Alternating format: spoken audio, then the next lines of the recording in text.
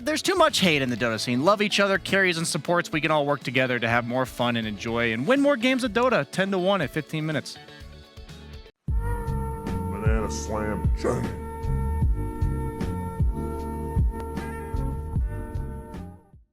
Sounds accurate.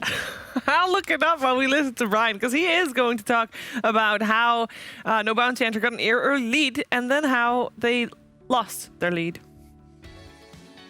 Thank you, Shiver. So first, I'm going to start my segment with a nice maneuver coming out from No Bounty Hunter. So we're going to see here that you're against the Timbersaw. Once he hits level 6, you're not too happy laning against that Chakram. So low skill is going to make a pretty high skill play here by spin TPing, which is going to delay any pressure that the Timbersaw is putting, and he immediately TPs top. And this is going to lead to them getting a tier 1 tower top, and then Blink, you're going to see in this next clip, is going to rotate to connect to his team mid as his team's making something happen. So now we're going to collapse on mid, and all in the meanwhile, the trade that they got top, the tier 1 tower, is attempted to be taken by the Timbersaw, who's also had the Sven rotated into bottom. So if you're wondering where all of Dire is right now, while the Radiant team is diving them, this is what's happening. So this gets them this early tower advantage. So now we're going to fast forward to the next clip, and I just want to talk about map control with you guys really quickly. Once you've taken this tower and this tower, there's really a few options for where you can go. You can invade triangle, you can invade the enemy primary jungle, or you can take Roche, all of which rely on you to push the mid lane. So from my humble perspective, mid lane is the most important objective, and you also have to respect that the opponent believes the same thing. So when you have map control, you cannot afford to be careless while pushing the mid lane, as we're going to see Indaki get caught as the puck orbing forward when he does not have a blink or any way to escape. His team is going to end up winning a fight off this. They get like 2 or 3 kills, but that's death number 1 at 14 minutes. We're now going to run it back at 16 minutes. This may look like the same clip, but it is indeed not. He's going to orb forward, and then he's going to be scouted out and go for a rune, but all of Into the Breach knows that he's here, and they're going to catch him with the exact same combo as we saw before. They miss the hook, but they get the Disruptor Static Storm off. Notice how they were up by 2k in the previous clip. They're up by 4k in that clip, and then now, 20 minutes into the game, same area on the map, he has to respect how much Into the Breach knows this mid lane matters to them. They want to control 2/3 of the map. That one of those 2/3 is always going to be that mid lane, and I believe this is the beginning of the downward spiral for No Bounty. Had some crazy throws back and forth, made it an exciting game, but got to be careful when you push that mid lane. Towards the end of the game, it just felt like everyone was just, the whole game had fallen apart at that point. It was a pub. It was a little bit of a pub. I believe Brian's also going to be a little critical of some plays here on the drawing board. Some fun things too here, Shiver, not just all mean comments, but we're going to start a little bit highlighting map distribution. Fog was really talking about how they weren't making the plays on Dire, and I want to highlight exactly what's going on. For Radiant, you have Axe and Mirana together. That's a gank duo. You have Grimstroke and Void Spirit together. That's a gank duo. And then you have a Wraith King farming on his own. On the Dire side, we got a Tiny farming. We got 2 supports farming by themselves. And we got a Slardar with a Blink hanging out with his farming carry, which is not who he wants to be ganking with. So it's just simply inefficient map distribution from No Bounty Hunter in comparison. And Blink, he's just kind of a no man's land over here, just gets caught. And this is going to alleviate so much pressure on the Into Breach's lineup that it's just going to allow them, you see this, like, this is just one example of many plays that's going to lead to them having a lot more space on the map than you would think when they have a Midas, Radiance, Wraith King. And then we're going to have a little fun clip here where I think we oftentimes watch professional matches and we see things that we think look really stupid. And I just want to highlight, sometimes you have to put on player perspective to learn a lot about what happens in these games. So we're going to watch it, Xantic just straight up walk past an enemy ward with his own sentry right there.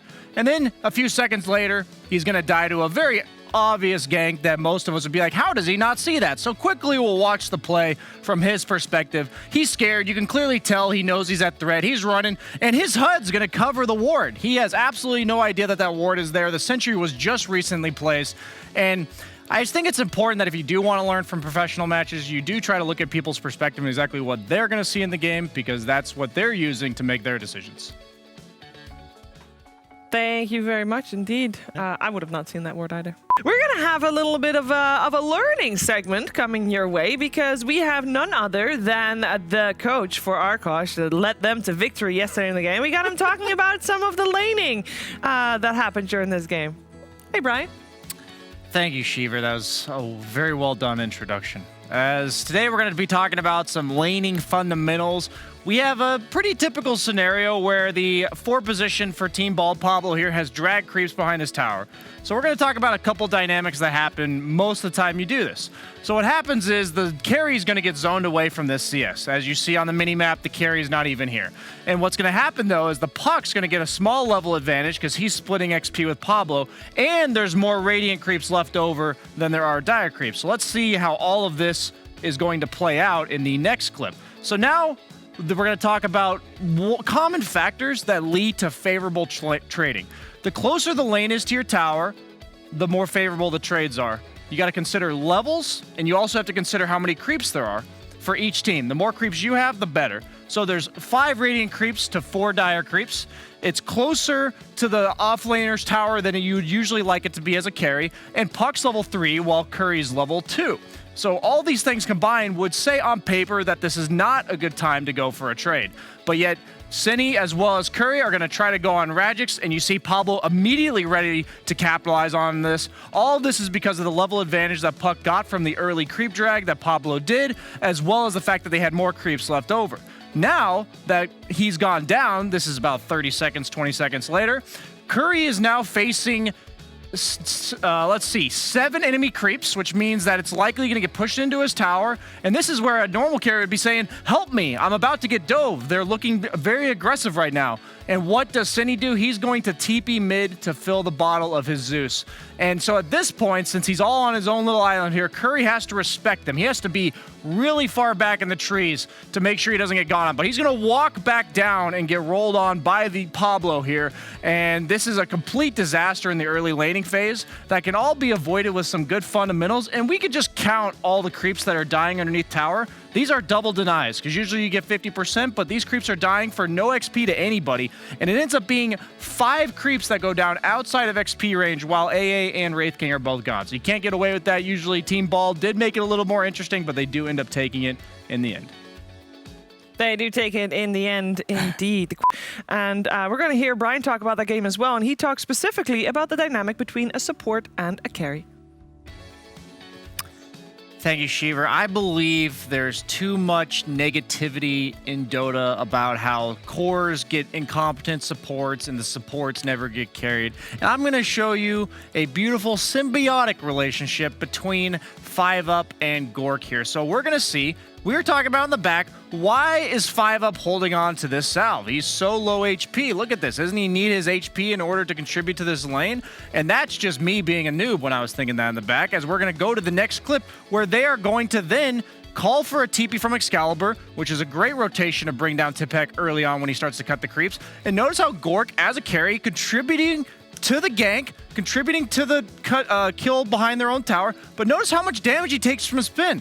And your job as support is to enable your carry to stay in lane at all times. Look at that. Salving his carry immediately after and going back to base. Perfect synergy between these two. And if you do that, you enable your cores, you get out to a 6-1 lead, it's always going to go perfect. It's going to be beautiful. And you're going to get the opportunity to shine later on in the game, as 5UP's going to get a beautiful black hole in order to counter-initiate the gank that was done on Excalibur. Pretty much Hippomaniac's last chance of the game. And just remember, guys, if you're up by this much because you did such an amazing job supporting your carry, no carry is ever going to be upset with just making sure you secure his kills later on in the game, as Gorgc solo chronos the Rubik, and 5UP makes sure that the Rubik dies right before he gets any spells off. And just, there's too much hate in the Dota scene. Love each other, carries and supports. We can all work together to have more fun and enjoy and win more games of Dota 10-1 at 15 minutes. That is Slacking crazy. on those other 3 kills, I see. Yeah. If he got the bots a little bit earlier, could have maybe TP'd in, but Could have alas. stepped it up a little bit. Could have done a little bit stepped it better. up a little bit. Efficiency. Yeah, we want to see efficiency. Speaking of efficiency, Brian's going to talk to us about the efficiency that Noob did display in the laning stage. Thank you, Sheever. As I never thought I'd say this, but I was very much enjoyed watching a Viper lane this time around, as Noob did some incredible things. So we're going to point out his skill build to start. He starts with the 2-0-1, all about the lane aggression and dominance. And here's the cool thing he's going to do. He's going to drag the creep wave up and then keep it in front of his tower. But then he's going to get level 4 by killing these creeps as soon as possible, right before the 3-minute mark. And now he's going to keep the lane on his hill while also stacking the camp with Nether Toxin. So this is going to be insane efficiency from him, where he's even, because it's on his hill, he's keeping the Leshrac out of lane while farming a stacked small camp and farming the entire creep wave. So yes, Supreme, he's like trying to get what he can with the bounty rune, but if you compare it to how much Noob's getting out of this lane, it's just not even close. So then we're going to see, for between the 3 to 5 minute mark, what Noob's going to do in lane. He's going to do exactly what he was doing prior to 3 minute mark, where the lane's pushed up. He's completely focused on zoning Supreme out of range of being able to CS. And then watch, he's focusing on making sure the lane gets pushed back into him. And we're going to see a nice rinse and repeat, because notice how he did the stack at 3 minutes. He let the camp spawn at 4 minutes. Hasn't touched it since, let's be clear. And now that the lane's right next to his hill again, he's going to stack it again while zoning the Leshrac out of the lane at the same time. You should never be able to farm a stack camp and farm the entire creep wave while also zoning the opponent mid at the same time this early on in the game. He was almost level 7 5 minutes in with the highest CS yet this patch. Impressive performance, and something you guys maybe try out if you play Viper. I don't know. Just I love good team fights. Pick Thank team you. fight spells, Yeah. please. Makes it so Button much better. Button pushing. Button pushing. Love me some button pushing. And we're going to look at Brian pushing some buttons on the drawing board. That was beautiful, Sheever. For this series, I'd like to talk about Terrorblade, because Level Up's one of the few teams picking Terrorblade at all. It isn't really getting much attention otherwise. And I want to talk about how they make it work, not only because RDO is a specialist, but how the entire draft and team play around this concept. So later on in the game, Terrorblade is a strong split pusher, strong tower taker, but early on he's kind of useless, to be honest with you. And he's going to be popping his Metamorph to take a stack of Ancients. So this is what I would call a very greedy play. And during this time, you'd think that his team should be getting punished some way, either dying around the map or getting their towers taken. But look at what LeBron's able to do, defending top tower for a super long time. And we're going to see ATF pressuring top tower for a 4 minutes plus. That was at 8 minutes that we just saw. Now this is 10 minutes in. Look at how much damage he's doing to the tower, basically 0. And then meanwhile, in the mid lane, they're also going to be pressuring, while they are pressuring top, they're also pressuring the mid lane here, where Supreme is using this 10-minute catapult in order to try to take this tower. And they're going to have the Rubik as well as the Sand King come in, and Sandstorm. You can tell how desperate Chicken Fighters is to get some towers taken, punish the early game greed from this Terrorblade, who's getting stacks and farming jungle this entire time. But it's taking them so long to take this tower. Remember, ATF was hitting it at 8 minutes in. This is 10.5 minutes in. The catapults and everything. He's dragging the creep wave off the tower, Treant cutting it with his Nature's Grasp, keeping it so that the only damage to the tower is the catapult plus the Tide. The Tide tanks the tower for several hits, ends up getting a 3-man rotation, forcing out a Ravage. And this is all going to force Chicken Fighters, who thought they were only going to need one hero to take that tower, to suddenly bring their entire lineup here. They have 4 heroes here, and since they don't have Ravage, they feel they need to dedicate this many resources. It's going to take them so long to get the tower. They're going to be able to stall it even further, and after they're finally going to get the tower, it's taken them so long that RDO is able to leave the jungle. Metamorph is off cooldown again after using it to farm the Ancients. Funix taking down the majority of this bottom tower, and then they're going to try to scramble to defend this bottom tower like you should be able to against the Terrorblade lineup. And because it took them so long to get top, they come in one by one to defend bottom. They end up getting the tower with the end of the Metamorph, and they also get the kill on the Wyvern, who TPs in late, nets them a 2k net worth advantage at 13 minutes. Ends up being a crazy nail-biter game at the end of the day, but it's crazy to see how well the draft and play from Level Up enables RDO to carry with this Terrorblade. Okay. Thank you indeed, BSJ. They got the Aegis, that looked pretty good, but then positioning kind of unfolded. You have TA dying in the mid-river, and then you go to the bottom engagement for tier 2. TA's playing in front or behind the tower, that hurt. whilst on a siege. Like, FNG just had a an amazing Clockwork game. Yeah, he punishing did. this every time. And Nico Baby TP's in with a freshly finished Ags. Mhm. That's just like Stone, dead, That's it. bye. Yeah. Yeah, I mean, there were a couple of fun moments in this game, for sure. Brian actually thought also that there were a couple of fun interactions, spell interactions in this case. Let's hear about it. Thank you, Shiver. I always appreciate the unique interactions that Dota presents us with. So first and foremost, we're going to talk about Templar, Assassin, and Clockwork. So the way Side Blades as a spell works is that when you hit the primary target, however much damage they take, the people behind it that get Side Bladed will take pure damage equal to that amount. So, as you see here, he's going to be able to Side Blade off the cogs, something that you can't Side Blade off buildings for some reason, and the cog has 0 armor. So that means he's taking 100% pure damage on FMG, dying full to 0, and just a few right clicks from the TA. So for the next interaction, we have the Grimstroke Ultimate as well as Pugna, a common synergy that some of you may know about, but what the cool thing is that you have the Phantom that usually takes attacks to remove, but the decrep makes it so that you can't attack, guaranteeing you a 2-man suck, a 2-man silence, and 2 guys that can't remove the damage over time from the Phantom. So that's why this combo is so popular in professional Dota. And then for the last one, we got ourselves a cool interaction between Grimstroke Ultimate, and you got to be careful as an ally. So you can't Force Staff out of it, you can't use mobility spells when you're leashed, but what can happen is if an ally uses the spell that forces movement.